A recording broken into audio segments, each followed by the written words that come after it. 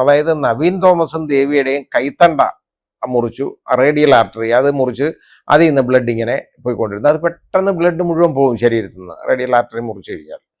അതേപോലെ തന്നെ ഈ ആര്യ നായരുടെ ആണെന്നുണ്ടെങ്കിൽ കഴുത്താ മുറിച്ച് വെക്കുന്നത്. ബ്ലഡ് മുഴുവൻ പെട്ടെന്ന് പോകും, അതിൻ്റെ മരണം പെട്ടെന്ന് നടക്കുകയും ചെയ്യും. ആ രീതിയിൽ ഉള്ള മരണമാണ് അവിടെ ഉണ്ടായിരിക്കുന്നത്. 28-ാം തീയതി അവർ മുറിയെടുക്കുന്നു.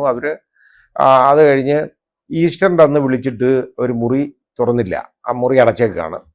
അപ്പോൾ അവർ സംശയമൊക്കെ തോന്നിയെങ്കിലും അവർ 2-ാം തീയതി വരെ നോക്കിയിരുന്നു. 2-ാം തീയതിയാണ്, ഏപ്രിൽ 2-ാം തീയതിയാണ് ഈ മുറി ബലമായിട്ട് തള്ളി തുറന്നപ്പോൾ കഥ അങ്ങ് തുറന്നു.